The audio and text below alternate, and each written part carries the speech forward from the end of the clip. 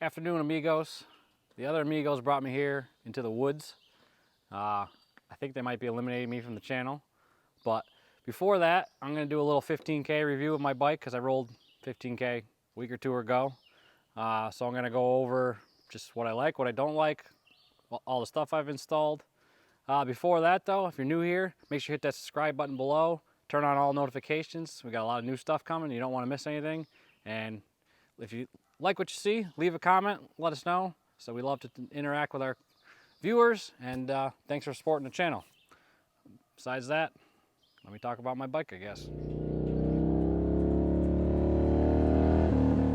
All right, guys, I think one of the first things I threw on the front of this bike was this Clockworks Pro Touring windshield. It's 12-inch dark tint, puts the wind just over the rest of my helmet, and the dark tint on a black bike, you can't go wrong there. So that was a easy solution.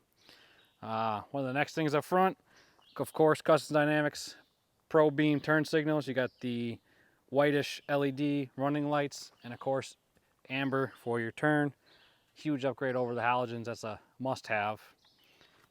So, otherwise, starting on the front, can't see it, but I actually am running the Fox heavy-duty cartridge inserts for suspension. I was back and forth. Long story short, I ended up with the heavy duties because all these supply chain shortages right now with COVID, I couldn't find a standard set anywhere in the country. They're a little stout for a single rider, but they actually are absolutely perfect for 2-up, so no complaints there. I'm actually okay with them. They're right around I think they're like a 78-pound spring rate, whereas stock is somewhere around 40. If you guys watched some of our other videos, I did have the Russ Warner Mount Designs cartridges up front, and those handled absolutely amazing, but they were like a 100-pound spring rate, so they were a little just too much for touring. I was setting this bike up knowing I was riding, our Sturgis trip. That was, 5,500 miles. So that was a little more performance, not as much touring. Still a great setup. Besides that, I have them trimmed up with some of the Harley Davidson axle nut covers just to finish up the look there. So I think that covers the front. Moving on to hand controls. Recently I added these flow levers. Still undecided on these. I mean, the fit's a little but I changed these because I wanted to bring the pull in for most of my clutch pull in closer. So they definitely achieved that for a little over $100. So I guess that's a win. OEM Harley Kahuna heated grips. I love the grips. I actually like the way this cutout feels in your hand. So while we're here though, I'll actually cover one of my biggest nitpicks with this bike, as subtle as it is this right here. Just the way this grip is designed for the throttle by wire, it's loose. And the one solution for that is you need to suck the controls in closer, but I'm maxed out on the Spataphora bars here. So Spataphora, I love these handlebars, but they need to be like an 1/8 of an inch longer so I can fix that. On the bars, if you guys haven't seen these Spataphora bars, honestly, if you want a T-bar setup, mind you, I put these bars on within like 12 hours of owning this bike. They came right off the wall at old school Harley Davidson, and they're perfect. They're, I think, right at about 30 or 31 inches wide, 12.5 tall, and they got a different look to them, but the beauty is you don't have to cut out for a traditional T-bar. I just couldn't bring myself to have to cut brand new bezel on a bike with 12 miles on it.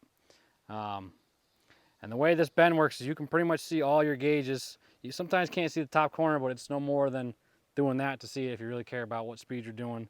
And the dip in the MX bar, full view of your top gauges and your nav. The bars are awesome. Plus, being clamp mounted, you can roll them back. You get that adjustability. Rock form phone mount, can't go wrong there.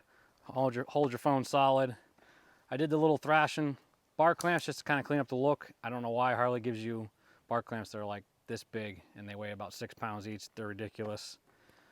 You saw the other videos. I actually have kind of a Frankenstein stereo setup.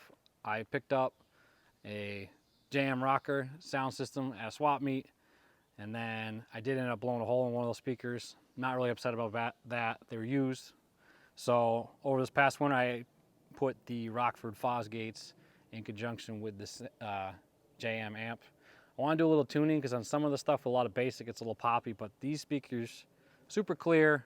I think the speakers alone are like $350. They look nice with the nice stainless trim there. So they look like they belong there. Harley was kind of slacking on the OEM grills. They were kind of cheap plastic. So that covers the front. I guess we'll continue to move down on to, I guess we'll cover performance next. All right, talking performance on this bike, you can't really see it, but right off the rip, we did a Harley Davidson torque cam with the stage 2 flash and then a dyno tune. I could throw my dyno sheet in there. I think I made somewhere, don't even quote me, I think it was like 96 horsepower. And do you remember what I made? It was like 96 and 110. We'll throw the dyno. I think I can find the dyno sheet. We'll throw that in there. Very conservative numbers, but I wanted to keep my warranty, so I didn't go. It's all Harley product, EPA friendly. I didn't want to go crazy with that. It is S&S Stealth Air Cleaner with Fuel Moto's clear cover. I like the clear cover look. So, I mean, the bike runs happy. It's got a nice torque curve. It's just, you know, it's not anything crazy. Reliable is what I was going for. Some other recent upgrades, I did all the cross thread floorboards and controls here. I really liked getting rid of the stock rubber stuff because I actually had a 97 Road King. It was my first Harley many years ago. Same floorboard, so I wanted something different. Got a nice look there. I'll drop the link for the other video. You can see all those there. Those are a quality product. They grip nice. Back to the performance part. Vance & Hines with a Pro pipe. We heard this pipe first in Daytona when we were down there for Biketoberfest. And even on a stock M8, it is a great sounding pipe. And you can't beat the price. Absolutely no complaints there. We can drop some audio into it.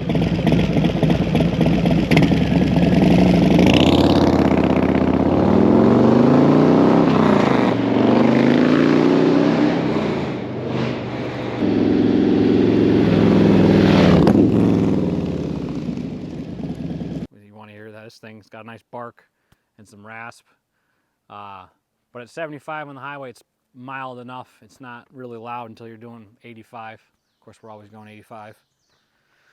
For the saddle, I'm sure you guys have seen the video on this. If you haven't, you should see that video too. The pollen is absolutely insane. I washed this bike today and look at the pollen on it. Keep my train of thought here. This is the Lee Para tail whip seat. It's the same thing as a kickflip, except it has this little whip here for the passenger. Whip. My wife will actually tolerate this seat for like up to an hour ride. You know, long trips I still run the stock touring seat. But great materials. It's just well made. It's got a metal pan, great back support. I kind of like just the classic diamond stitching, and this horizontal stitching is kind of a new detail that sets it off something different. Rewinding all the way back, this bike started as a limited, so of course it came with a tour pack and all the lowers and everything. I knew I wanted all that, but I also wanted it removable. So my tour pack is at home on the wall. So I did Harley's standard 4-point docking hardware, and then you had to put the respective plate over on the tour pack, so that's all removable. So to then do that, tour pack holds your blinker lights, so I chose Custom Dynamics Pro Beam filler lights that are my blinkers here and there with the matching smoked LED tail light and their license plate relocation bracket.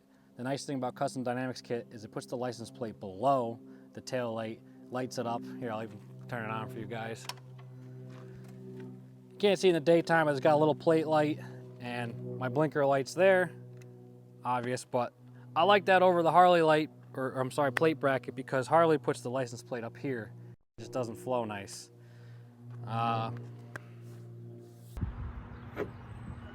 Hey, yeah, I'm talking to you. Have you hit that subscribe button yet? It's time to get out and ride.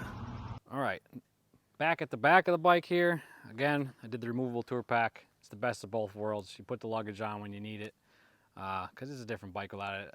If you're a guy that always rides an Ultra or something, I'm telling you, try your bike with that tour pack. It'll be that much lighter and just better. At the back here, one of the other first bolt-ons I did, you can't see them, is I'm running the Russ Werner mount 13-inch reservoir shocks. Probably the best money I spent on this bike. Somewhere, I think, a little over 4 inches of travel. Plenty of room to work out the bumps.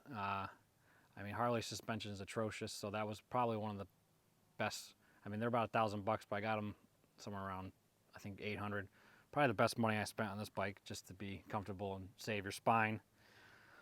While I'm looking at this thing, my biggest pet peeve, and I said I would never do it, I bought black. I hate myself for it. I owned 2 black vehicles at once when I was younger, and I said never again. For some reason, I bought a black bike. There just wasn't colors I loved for 20, and technically it was $1,000 cheaper buying black. I hate it. I hate the fact that it looks like everybody's bike. It's never clean. I literally washed this bike 3 hours ago, and if you come in, it's just covered in pollen. But I guess it's the week where you just give up. But buy something besides black. If we're talking pet peeves, I think the only other problems I had with this bike was this gas cap never seems to want to open for me, even though they adjusted it. I think the only other issue I had was a spark plug wire came loose, and then the vibrations, it wore a hole in the jacket on the rear cylinder there, so I had to replace the plug wire. Not really a major deal for a bike with 15K. No issues there. Those are my only little nitpicks of the bike. I mean, no bike's perfect. All in all, I'm very happy with the bike. Decent power numbers. I think I love my setup of seat, bars, and windshield. I think I hit the nail on the head with that, because you learn over different bikes how you want to be set up. So we'll drop some links for our other videos in here. Let me know. As always, guys, thanks for watching. If you got questions about anything I blabbed about on my bike, feel free to leave a comment. We try to answer everybody. We love talking to our viewers. Make sure you hit that subscribe button, please. We'll see you on the next one.